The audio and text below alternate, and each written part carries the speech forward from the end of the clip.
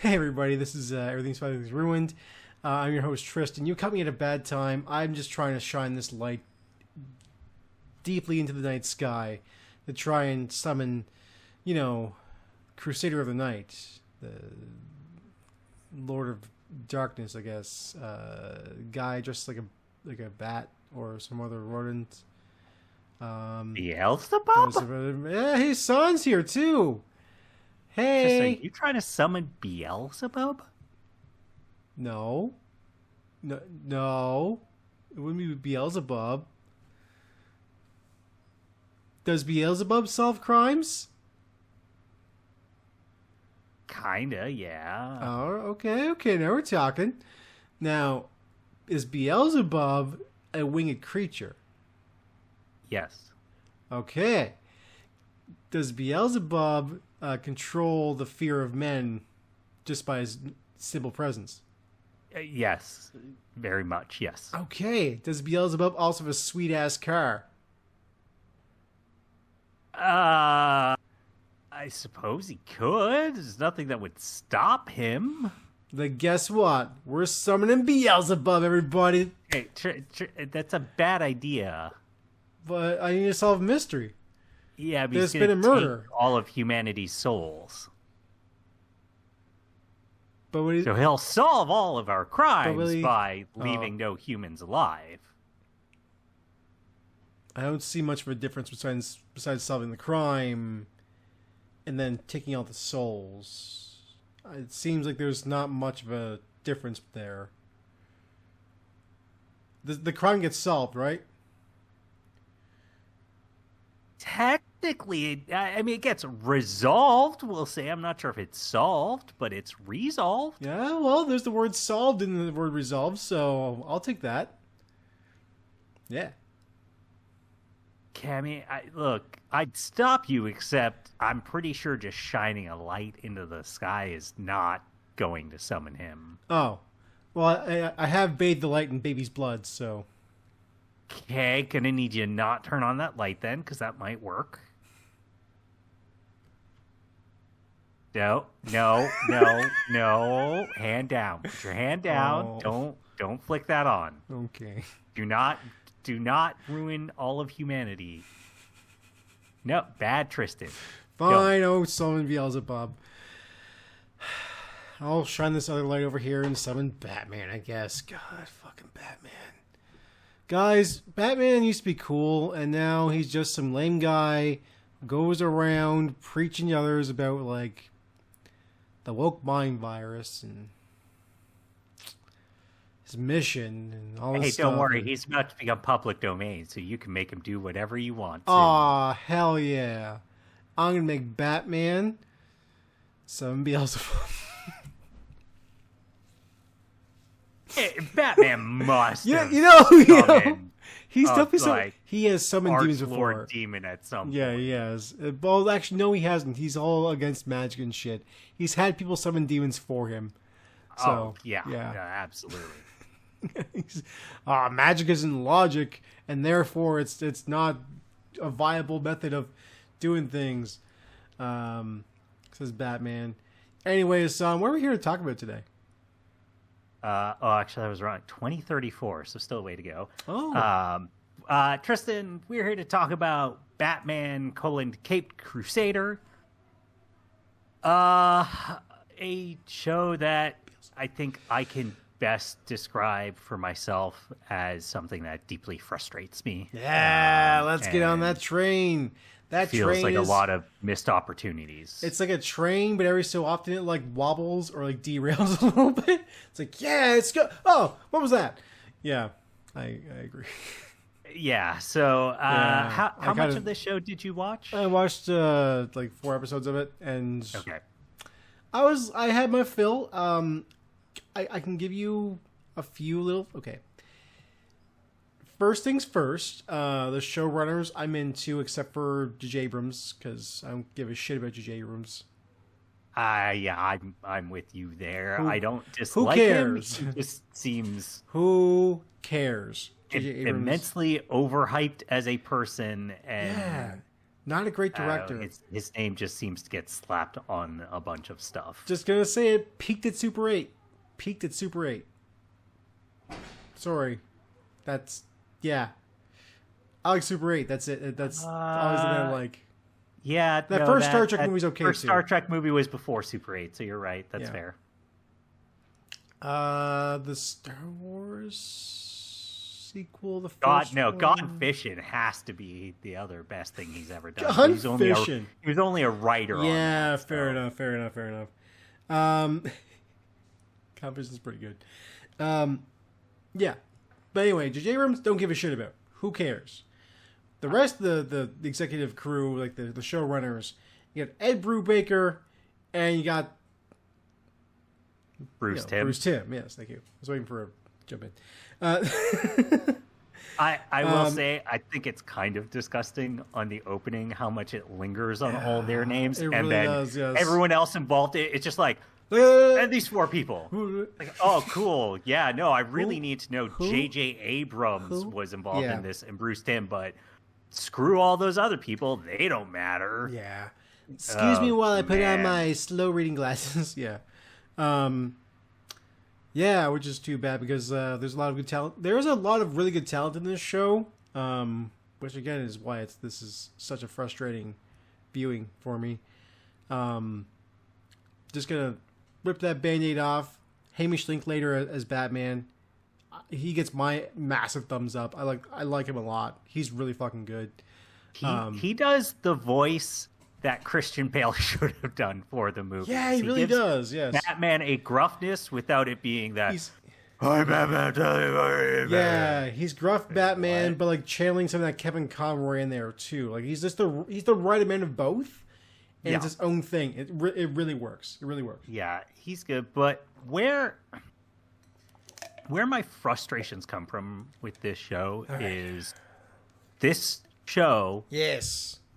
It just feels like it has no artistic vision, reason, or purpose for existing. The entirety of this show, it feels like executives just said, make a Batman show what like the 90s Batman cartoon. You know how they liked Batman in the 90s? Yeah. Well, why if you do more of that? Yeah, and basically. It feels like that is the only reason that this show exists, and that it completely lacks in every aspect of it. The writing, the worst thing is look, everything. Yeah. It just lacks any vision, any purpose, any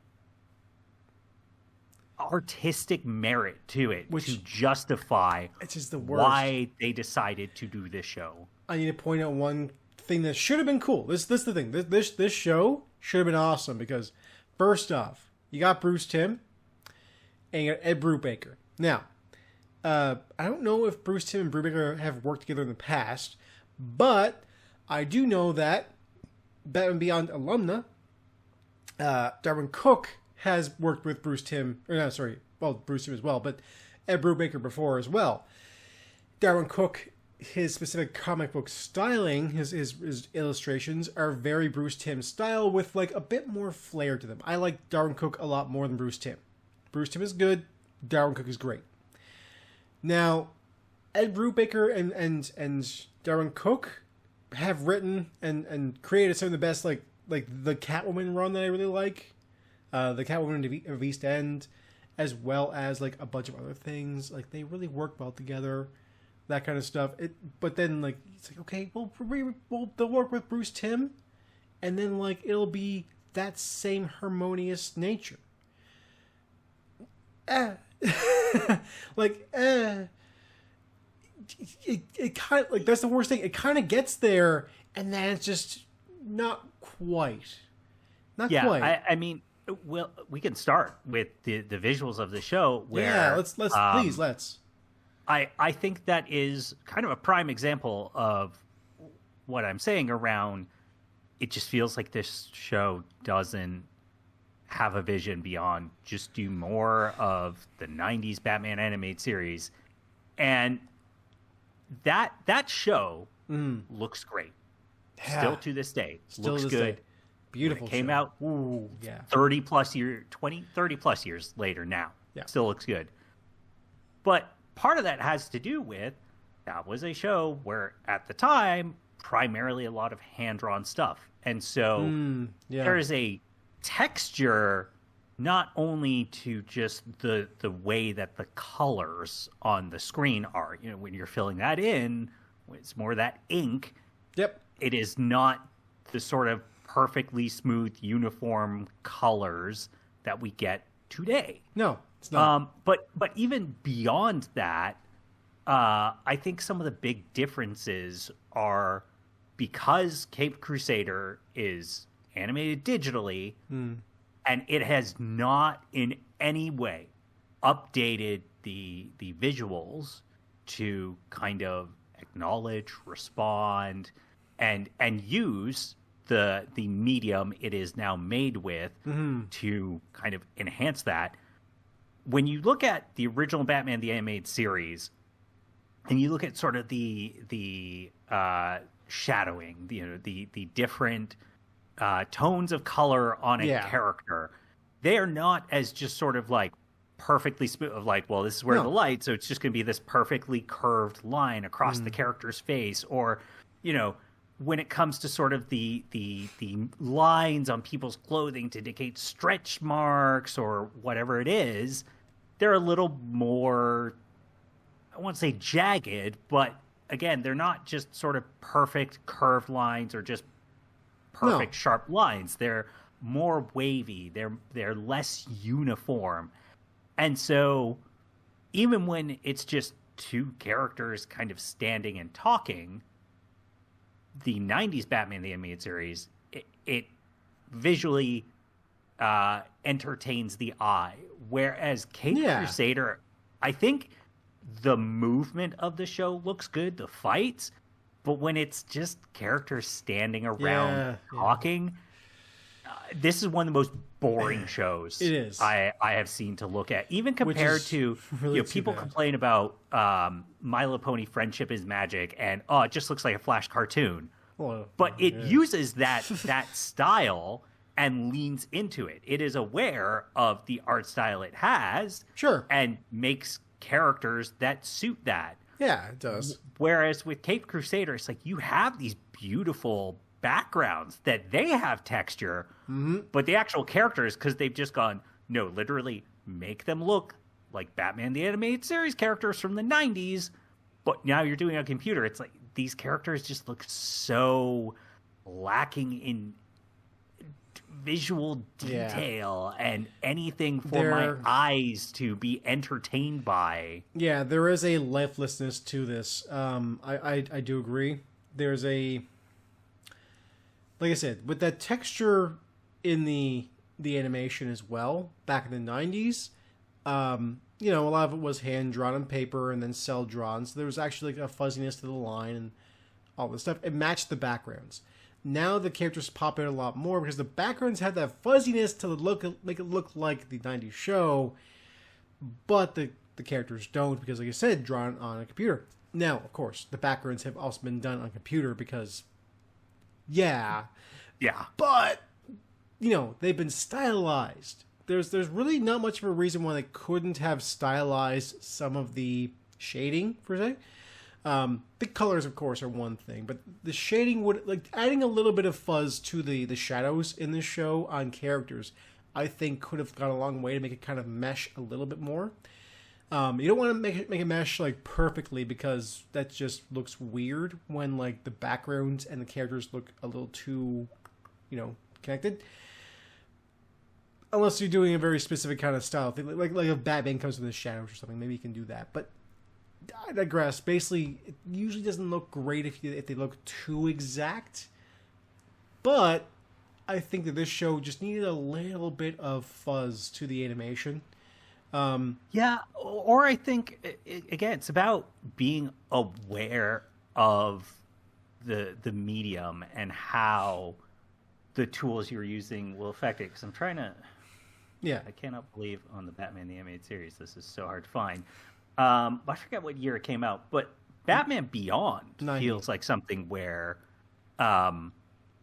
it, you know, it's, I assume, a lot more usage of computers just from the get-go when that show started.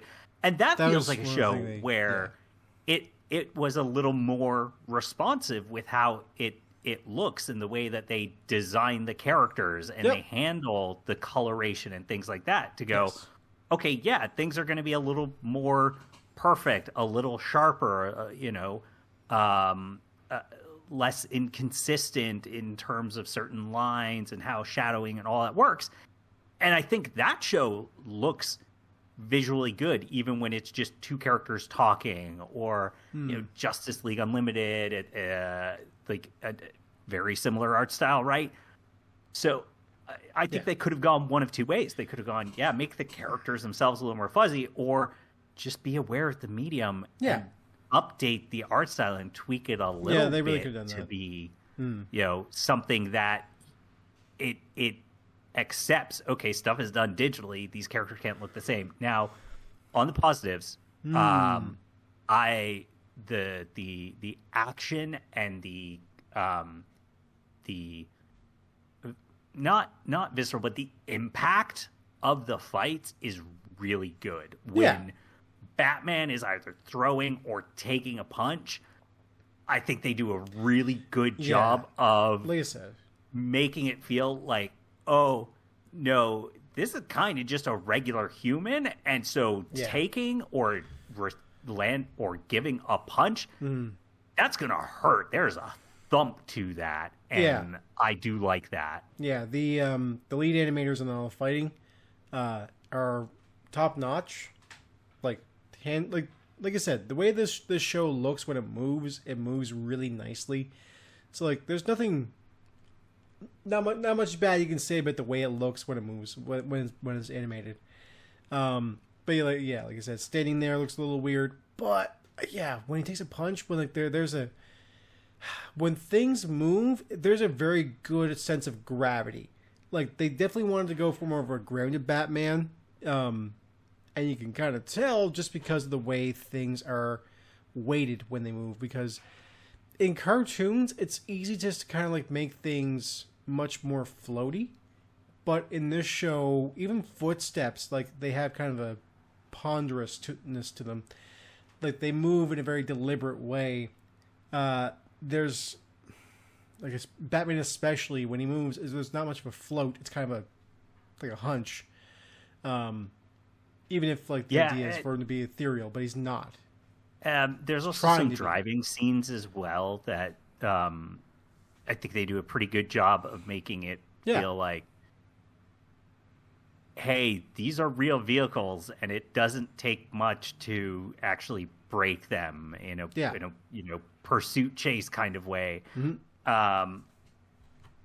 Moving into some of the story stuff. So, all right, I'm going to say this complete, even though we said it 1,000 times. This show should be more than 10 episodes.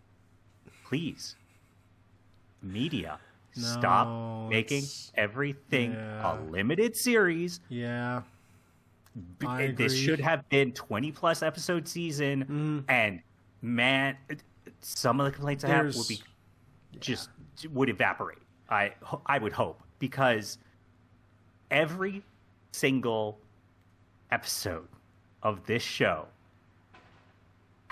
other than I would probably say the last episode, but maybe the last two, but almost all of the episodes, the writing in them is held back and leads to frustration, because it just goes, villain shows up, they do something, Batman goes off to, I'm gonna air quotes, investigate, because most of it is he literally just learns like one fact, maybe two, and he doesn't then do investigations. Goes to the villain, has a fight. Episode over. I gotta say, so okay, Ed Brubaker is notable as a guy who writes extremely good crime and extremely good detective stories. In his Batman, he decides that Batman doesn't do detective work. He actually usually just kind of like finds the one clue, or in the case of episode 2, and I think maybe later on, he just kind of follows Renee Montoya and goes like, she's got it. Yeah. Episode 2, though, is a great example of there's a really good concept and story there. What they do with Basil Carlo, and then the way really that good. So Basil Carlo becomes Clayface. Yes, that's a classic one. And the way that he impersonated these other people he already murdered to confuse the police by himself, blah blah blah. Yep, that's great. Imagine if this was 2 episodes worth of time and length, and so instead, say, I don't even want to say twist of episode and like end of episode 1. I think you end episode 1 on like Batman is confused, can't figure it out, and then episode 2 is him continuing his investigation, or it's episode 1, he runs across Clayface and he is confused and doesn't understand who this person is, what they're doing, and then episode 2 is him going back and furthering his investigation. Or I don't think you would have got there then when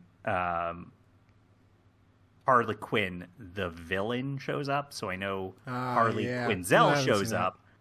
So I've seen her costume in it. I am not impressed. I don't mind the costume. It's not bad. It's just not Harley Quinn. But that said, I don't like Harley Quinn a whole lot. So I don't know. I don't know. I think she's an interesting take on the character, but in that episode, that episode would have been so earlier. There's an earlier episode where Bruce Wayne is assigned that he has to see a therapist who is Harley Quinzel. Yep. And then when we get to the Harley Quinn episode, that part doesn't matter at all. So really, it's largely a time constraint where this would have been so much better if it was 2 episodes and it involved Batman figuring out that Harley Quinn was the villain, but going, I don't know. So she is the point of it is, hey, all these rich, powerful men all seem to be dying in mysterious ways. What's going on? And it'd be so much better if it was Batman realizes it's Dr. Harley Quinzel, but he can't figure out what's going on. So Bruce Wayne has to go back and try and, get some things out of her and do some investigating. I'm still sick. I'm Bruce Wayne. Like it so feels like, well, we don't have time to write all that. It's like, boy, maybe if this was more than 10 episodes. No. Like television used to be not that long ago. Most shows less than 10 years ago used to be a lot more than 6 to 10 episodes. Shows were never more than 10 to 12 episodes. Ever. Why would they ever have to be? It's so unfortunate. There's just I could go on Breathing so many room. episodes where the 10 episode thing like makes this show feel like every episode has to fucking count. It has to, like, every episode has to be like the greatest episode of all time. There's no room for like, this is kind of an okay one. It's like 10 episodes, wow me from the word go. It's has to count, and also just every sort of villain and their story has to be wrapped up. Yeah. That's it. Like, okay, great. That's the Harley Quinn story solved. She is gone. We don't see her for the rest of the season. And beat her, and now we move on. Yep. Clayface as / Basil Carlo. Just nope. We stopped him. Done. That's it. We're finished with him. Yeah. It's like what? There's no. I get it. You only have 10 episodes, so you can't exactly have 2 Harley Quinn episodes because that's 20% of your production time. But man, does it suck that it's like, oh, okay, we're Batman just solves these things and we're done. Yep. That's it. It's over. That's all. Or like there is an episode with Onomatopoeia. Yeah, I saw that. They do. That's cool. They do a really good version of him where he just feels slightly off in a way that is creepy. Yeah, that's what he should be. But he kind of only has a few minutes of screen time total in the episode. Oh, come on. That sucks. Oh, okay. Yeah. There's also... So, one of the episodes, episode 6, Night Ride, which is about... the villain is Gentleman Ghost, Jim Craddock. I had to look that up. Yeah, okay. I don't think I know that's this villain. cool. It's like, oh, okay, that's good. Literal magic happens. Yes. Like, Batman has to go to Linton Midnight to get his help. Oh, nice. Okay. That's it. The magic happens in that episode, and we just never acknowledge it again. Ah, come on. It's just completely... There's magic happens. Yeah. Nobody really acknowledges that fact. It doesn't change anything about the state of the world. That magic is apparently real. I get it because you don't have. You're on episode 6. There's only 3-4 more episodes after that. You have to wrap things up. Guys, you've just introduced magic into a Batman animated series, which is a pretty uncommon thing. Extremely uncommon for Batman. Yes. So it's just frustrating. Yep. It's the word I keep coming back to. It's frustrating. Wait, no, you just acknowledged magic and Batman, a thing that rarely happens outside of the comics. Come on, guys. Yep. So here's my biggest complaint about this series. So they wanted to, of course, make this into a grounded, like, year one series. This is Batman at his freshest. He just put on the cape and cowl, and he's doing his thing. Okay, yeah, awesome. Problem is, everybody he faces is crazy fucking highfalutin Batman. It's not, it's not Falcone. It's not like the mobsters. Even though he goes to the Penguin, and the Penguin is this highfalutin, like, flamboyant, like, stage performer lady, and it's just like, that's cool. That's a great take of the Penguin. I like that. But, like, right now, what you need is that groundedness. Get to the Penguin later, and then maybe you can do that a little more. That's a fresh take. It's like, oh, wow, we saw this, like, this gangster stuff in Gotham, and now he's fighting the Penguin, who has this more, like, flamboyant stuff to her. That'd be a cool idea.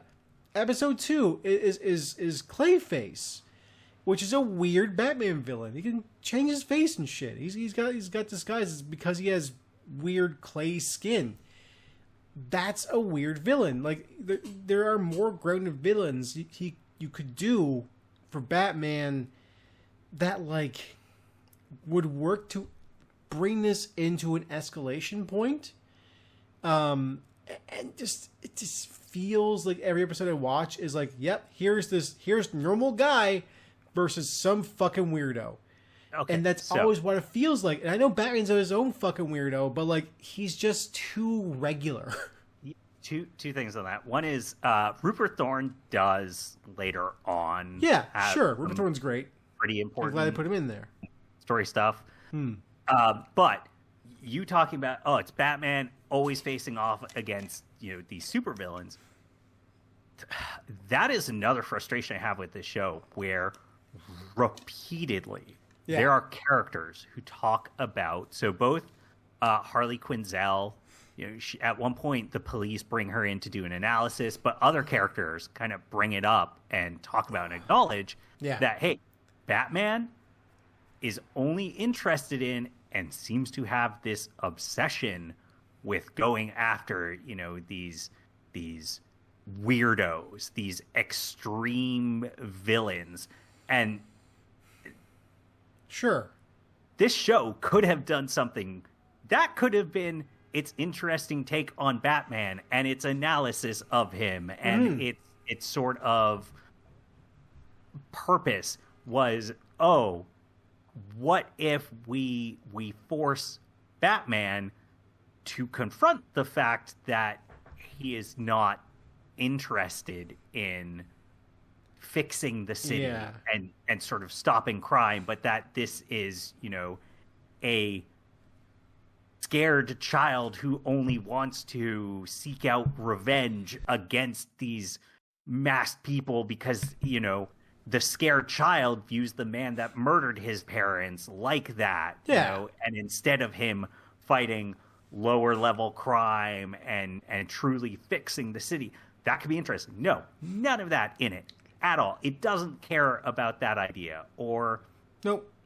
Another thing is this show constantly shows and makes it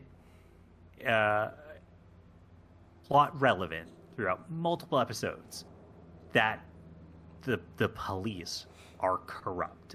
So mostly highlighted Bullock with is Harvey Bullock and Arnold Flass. Those two in particular, it used to highlight, but there are other cops that it shows it with. The onomatopoeia, there's I forget the name, but there's another one that everybody thinks they can trust him, but he's actually the one who's going to betray them. Whoa. So does this show want it to be that it's about, hey, how does Batman fight villainy? How does he stop crime in a system where the justice system is corrupt, where it doesn't matter what he does, even if he catches a villain doing a bad thing, they can just bribe somebody, get off the hook. It doesn't matter if he, how many masked villains he takes down. There's always going to be some, low-level enforcer for somebody like Thorn or for, in the show, Oswalda Cobblepot. That, there's always going to be that next thing. How does Batman... No, it doesn't care about any of that. It doesn't talk about those things at all. That's one of those frustrations, because it constantly has it there. It's aware of those things. It is. But it just doesn't use Batman to confront those at all. Not to really, have those discussions, to explore a different story to tell with this character. Instead, it's the most just basic burger you could buy anywheres of, what do you want? You want the Batman punching the Penguin in the face and then taking them to jail? Gotcha, no problem. You can have that until you are full. Well, actually, you can't, because it's only 10 episodes. This is why it's also frustrating. I agree. Is that this is the most basic take on Batman I've ever seen in my life. And I've seen some basic takes on Batman, and that's the thing, but never usually in the animated style of Batman. There's usually something that somebody's trying to say, because hey, we have an animation team and funding and shit. We might as well try and use it to tell a story that we want to tell. And again, you got Ed Brubaker. What you wasted Ed Brubaker? You're told him to tell typical Batman stuff. What are you doing? Not only that, you have Diedrich Bader as Harvey Dent. As Harvey Dent. Yeah. You have the guy who was my God, why can't Batman Brave and the Bold? Batman Brave and the Bold. That was it. You had you had a guy who was involved in a hyper interesting version of Batman.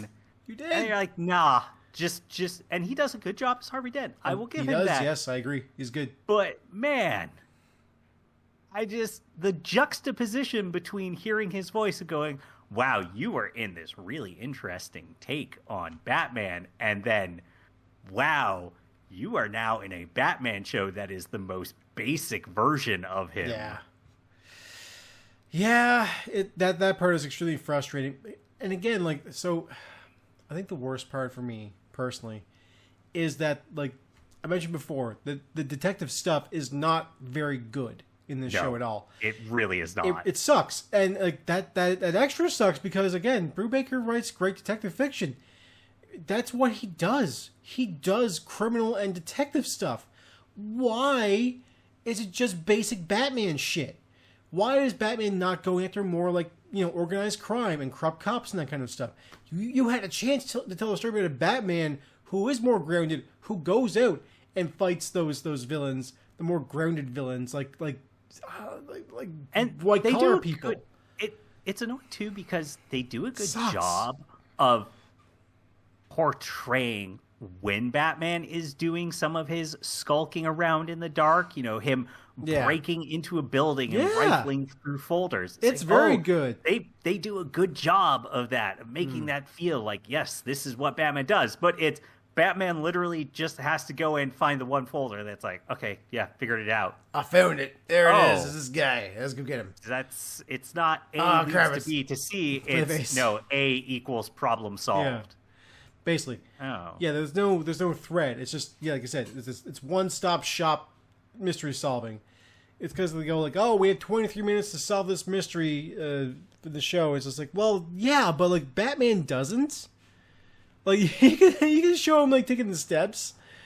That's why the second episode with Clayface is so frustrating to me. That's why I pretty much checked out at that point. I was just like, because okay, first things first. That's a great Renee Montoya episode where she's doing her thing, doing detective work, that kind of stuff.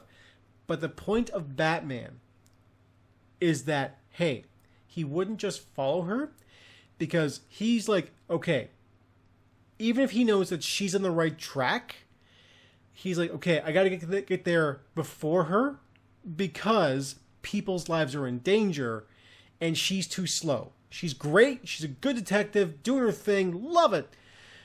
Too slow. I got to get there quicker. That's why I break into buildings and find the evidence for myself and then go fight the guy so that nobody else gets hurt. That's what Batman does. He's not bringing into justice in the classic detective way.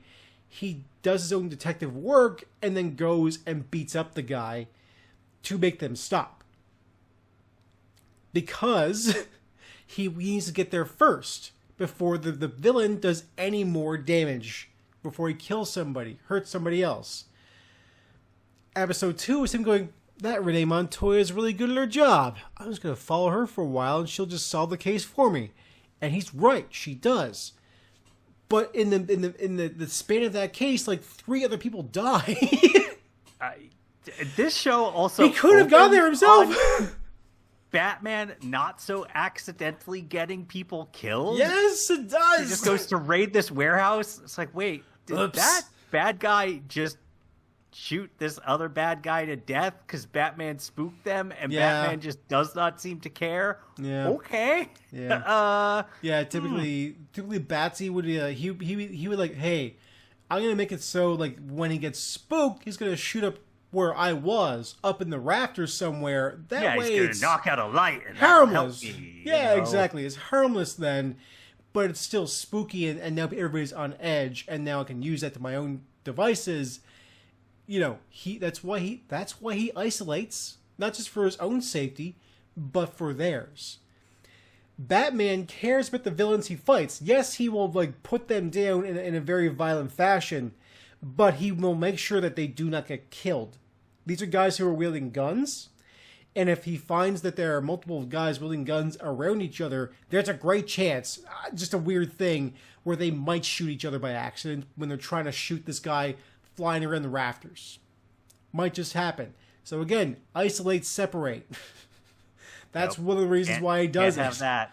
Why does nobody know how to write Batman? I don't know. It's all right. Quick side. It's just frustrating.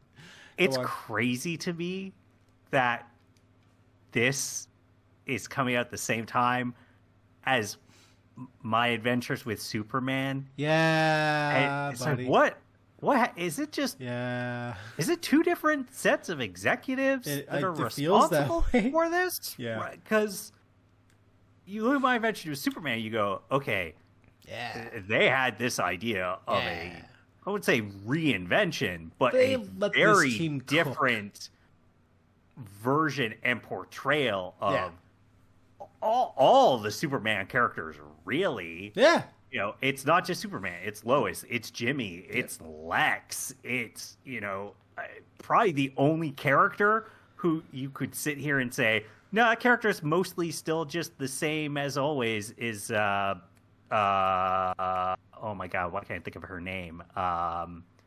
Bad guy villain who's always in charge of the government. No. Amanda Waller. Amanda Waller. Yes, Amanda Waller. That's Amanda maybe Waller's the one boring. character you go, no, that's still just Amanda Waller. Nothing's really changed there. Yeah. Not complaining about her, but No, I like Amanda Waller. She's getting boring, I gotta say. She's overused getting, is her problem. Exactly, yeah. yes. But I cannot imagine that somehow the same executive who was looking at my adventures with Superman not only greenlit, I'm going to call it season 1 because I'm convinced season 1 and 2 are that whole thing of like, hey, technically we did it and we just called it 2 different seasons. Yeah, pretty but much. they did greenlight another season that they signed off on them doing all these changes. Is the same person who just went, nah, make the Batman like the old Batman. Like, it's baffling to me that somehow these things are both under DC. Two of their most iconic characters and could not be more opposite in what they have done and how they have handled things. Which is fine, but to your point, like there's a very both shows have a very clear vision, and I think the Batman show could have been executed better. But I think the original idea may have been that they were going to execute it in a much more grounded fashion. I do feel that there is probably some like executive overstep into, hey, you can't just have him fight Rupert Thorne for 10 episodes.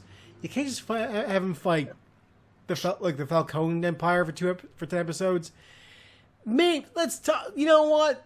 Toss in your penguins. Here's the Joker. Or well, not the Joker, but here's Harley Quinn. Here's Two-Face. Use the weirdos. Meanwhile, he probably should have used the weirdos sparingly in this kind of story. Like, this is just the story. The tone of the story eschews weirdoism. Batman should be mostly the only weirdo, and then eventually maybe some of those villains would come out of the limelight. Or even, like, hindsight's 2020, all that, so it's easy for me to say now. They could have just made it some overarching plot that Rupert Thorne was somehow sort of like funding or encouraging all the weirdos as a way to distract from him taking over the city and growing his crime syndicate empire. That would have been good.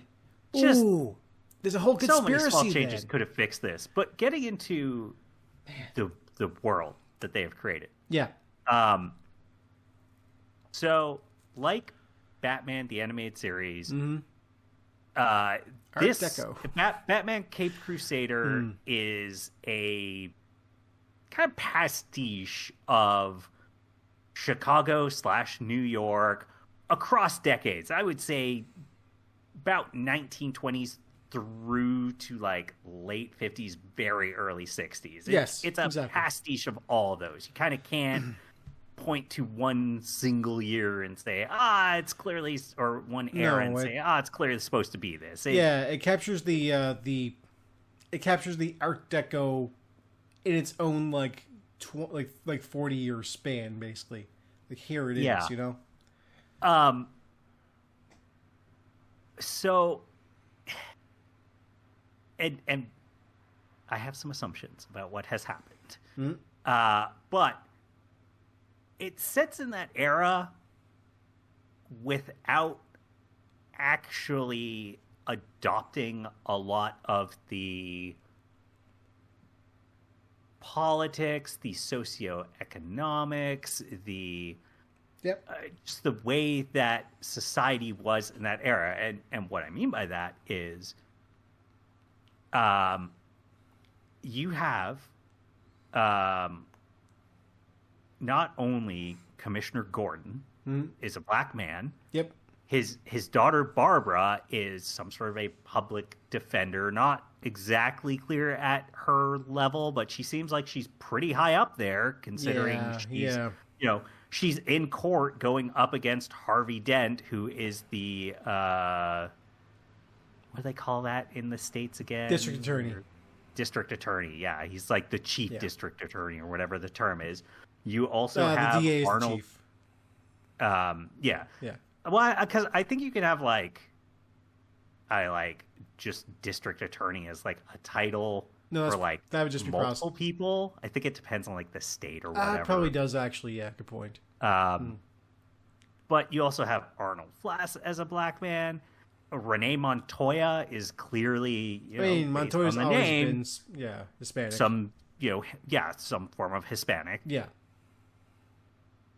It does not in any way talk about, acknowledge, have a conversation around, hey, a black female public defendant in the court system in, 1920s to 1960s America, probably going to face a whole lot of sexism and racism. Yep.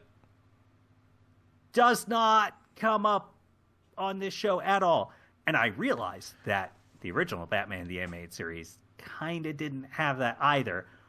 But it feels just so much more out of place here. Yeah.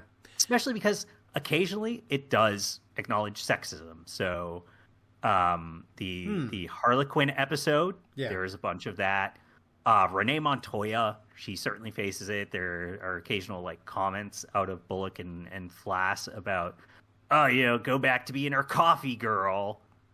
At one point, Harley Quinzel asks Montoya out on a date. You have two lesbian characters, and apparently society's just A-okay with that. Yeah. No problems, no nothing to be like, hey, the idea of two lesbian characters in the 60s at the latest. So here's the thing. The 90s show, it got away with the Art Deco stuff because it was so much closer to that era than it is now. So here's the thing, though. They just kind of flip-flop with time a little bit. It's like it felt like it was from like the 30s, 40s kind of era, but we still had real like modern day technology for the most part. Even though if we had stuff in like black and white and all this shit, it was meant to be a little out of place, out of time.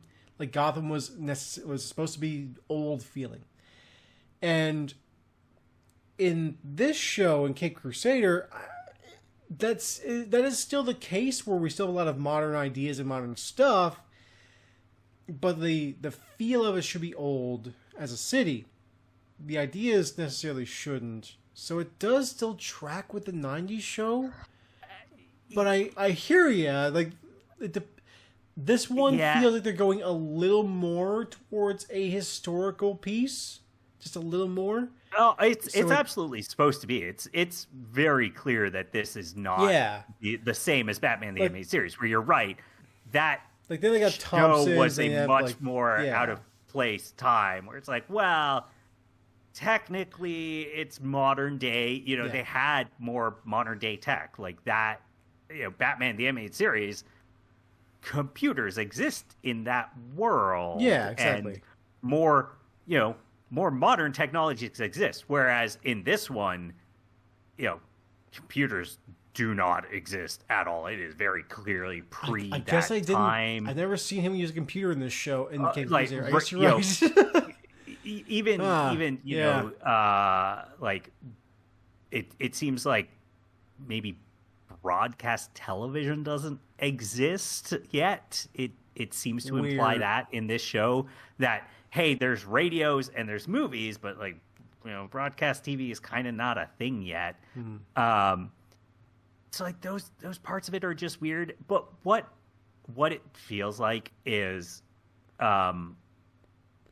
it's that executive cowardice where somebody brought up, okay, well, hey, if we're gonna make Renee Montoya lesbian, we have to kind of have the world acknowledge that and what that means in this state. And some executive just going like, well, no, this show can't be political. Like, okay, well, sexism exists. Forms of classism clearly exist because I think you would have seen it, the Firebug episode. Yeah, I have, yes. Yeah, that one clearly shows that one's for sure. Classism exists where they have, quote unquote slums and, Bullock and Flash are basically like, who cares if he burns down this building? It's just full of, the cockroaches of society kind of thing. Like, no, politics exist in this show without a doubt. We're just not acknowledging the ones where we would be accused of being woke if we talked about it, kind of thing. I see. And so it feels like executive cowardice when I watch it and go, oh, okay. Yeah. And there's literally that Gentleman Ghost episode is all about Lucius Fox is buying the Craddock Mansion, and the ghost of Jim Craddock, who I believe his whole thing was man. he sided with the British in the War of Independence. Right, yes. I was expecting it to be like, oh yeah, no, this 1800s, 1700s, whatever it is, ghost is going to come out and be like, I'm not letting my house be taken over by one of them. No, just doesn't acknowledge. He's just like, no, it's just about protecting my familial name. Gotcha. Like, show, come on. Sure it is, Ghost. Yeah. Like, he's a 1800s ghost. Don't pretend like he's going to be okay with this Lucius Fox guy buying his house. No, absolutely not. Get out of here. Yeah. It's just tiny things like that where you go, look, I'm not saying that this had to be a show where it was tackling, racism, sexism, homophobia, any of that. Not at all, no.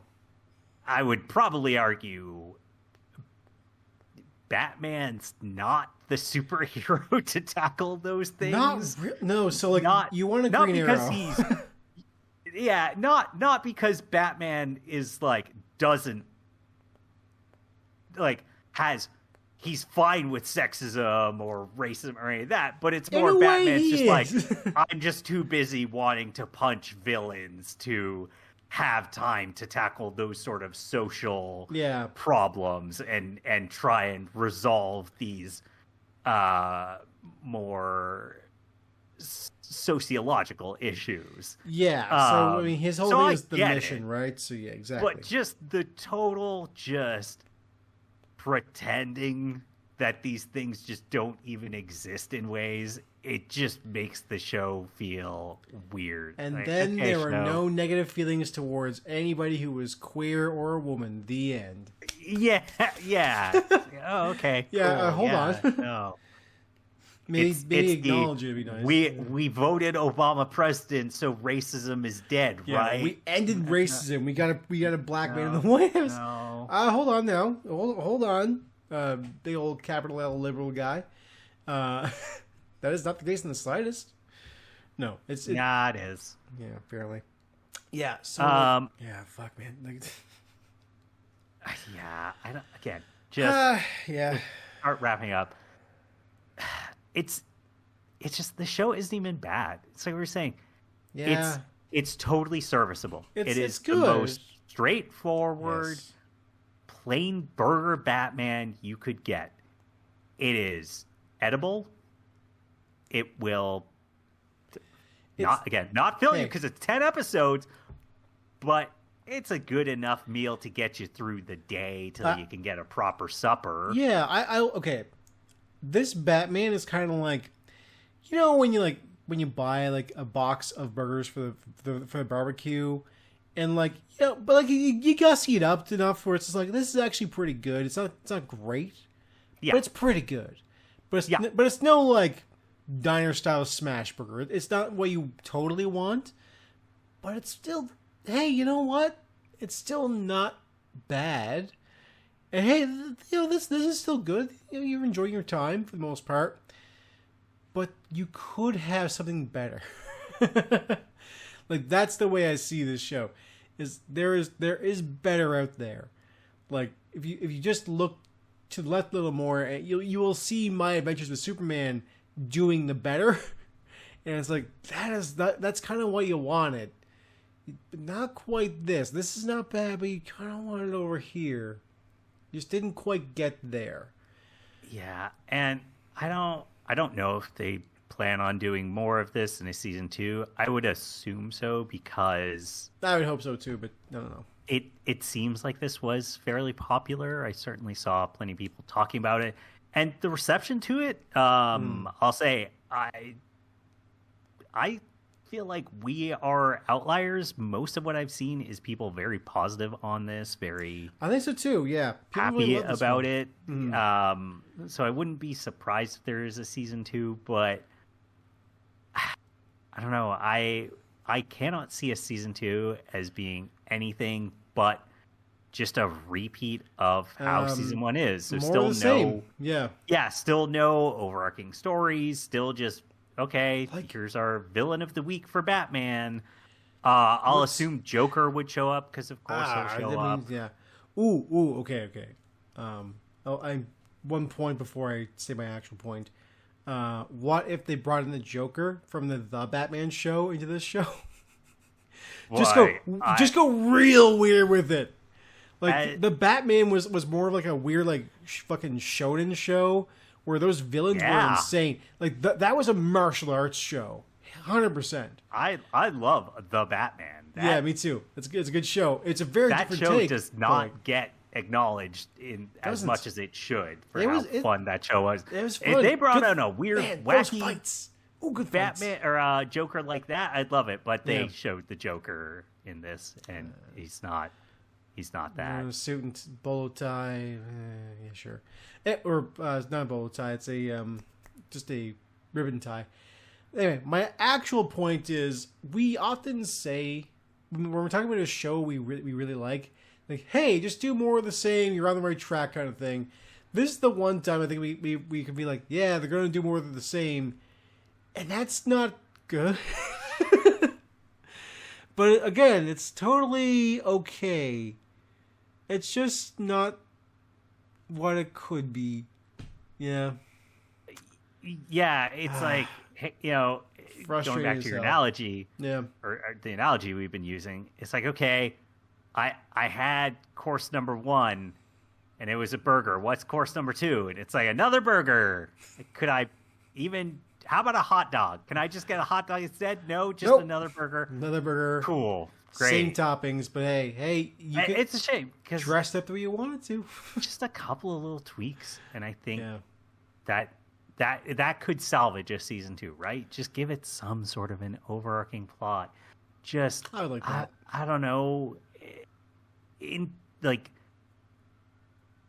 give Batman a purpose, like something he has to acknowledge and overcome personality wise. Just something to sink my teeth into in this show. There's one thing I gotta point out as well. The unbelievability of okay, so in this show he is at this point the Batman, the myth, you know? He doesn't exist, or does he? Like, he is striking fear into criminals' hearts, but I'm at a point where I just don't buy that because, he is the Batman out there stopping criminals, but then you also have, like, Clayface, Onomatopoeia, you have Harley Quinn, you have Firefly, you have the weirdos who do this kind of... Firebug. please. Oh, right, yeah, okay, sure. Right, they can't use Firefly anymore. Wait, they can't? Yeah, there's a licensing thing. Oh. Yeah, it's weird. Yeah, yeah. Anyway, yeah, it's a whole. Yeah, like they have these weirdos who just seem to be like the regulars of the crime societies out there, and these are just acknowledged as like, whoa, that's just kind of like weird but normal-ish. But again, we're trying to hype Batman up as a myth, as a thing where like this guy is supernatural. But then when they get there, when they show him, like, oh shit, it's the Batman, there's no, oh shit, it's the Batman. It's just like, oh, there he is. Okay, shoot him. Yeah. The impact is so much lessened in this show because they're trying to go grounded, and that makes sense. But then, like, they have less grounding, and it doesn't work. It just doesn't work. Yeah, like what's missing is the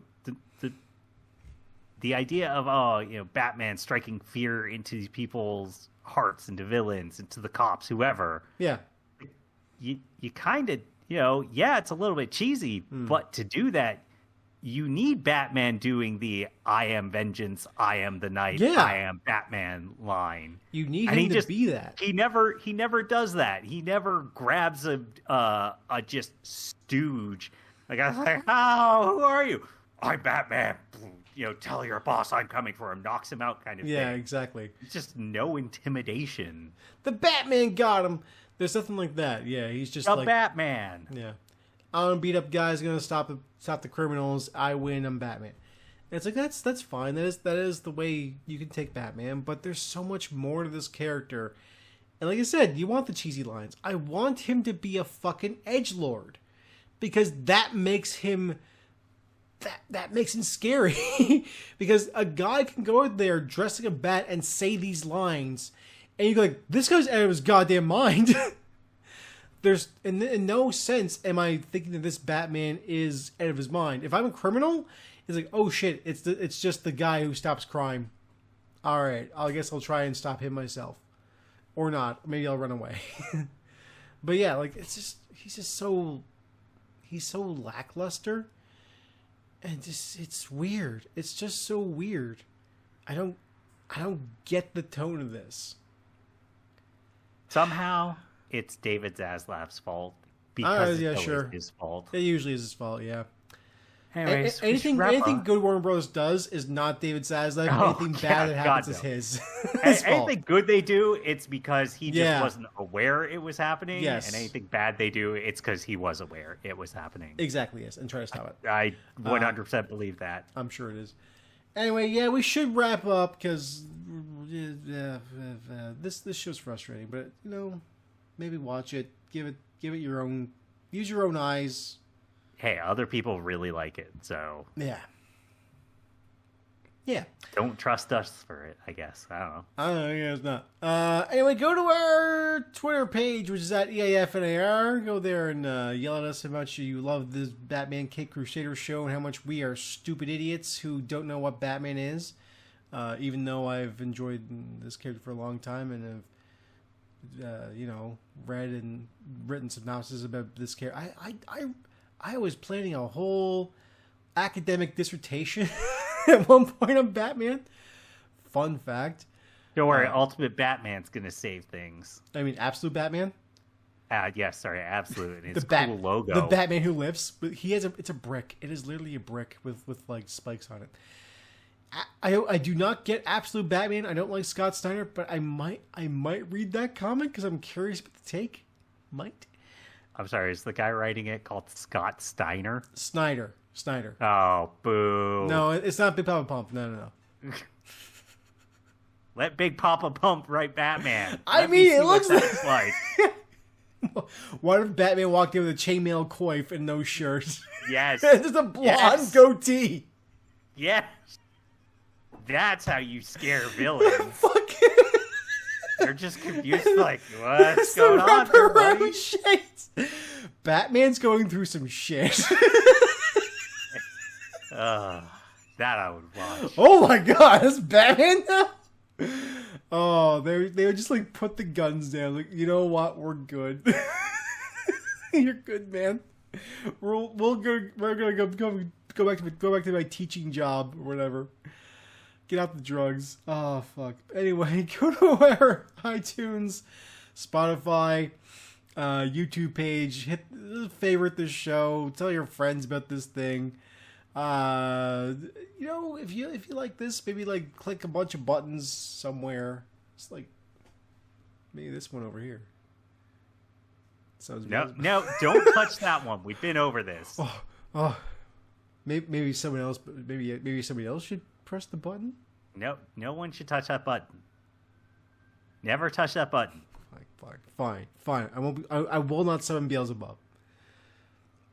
But someone might want to summon Beelzebub. I'm just saying. If you listener want to summon Beelzebub, I can't stop you. Nor can Hassan. Just saying. That's true. No, who could stop you though? Batman. Anyway, your friend said it was DJDane.com. That's the guy that does our music. DJDane.com. Go listen to his great tunes. And I would say just like maybe You just let him run wild in one of these episodes of Batman Crusader. See what kind of villain he becomes. I would assume. Let's not go typical. Let's say like some sort of like cloning villain. He clones himself. Oh, yeah. Yeah, like Billy Numerous. Yeah. Like Billy Numerous from Teen Titans. I'm okay with that. Yeah, me too. Decent villain. Yeah. Anyway, that's it for our show. Tune in next time for another Eruv episode of Everything is Ruined. See ya. See ya.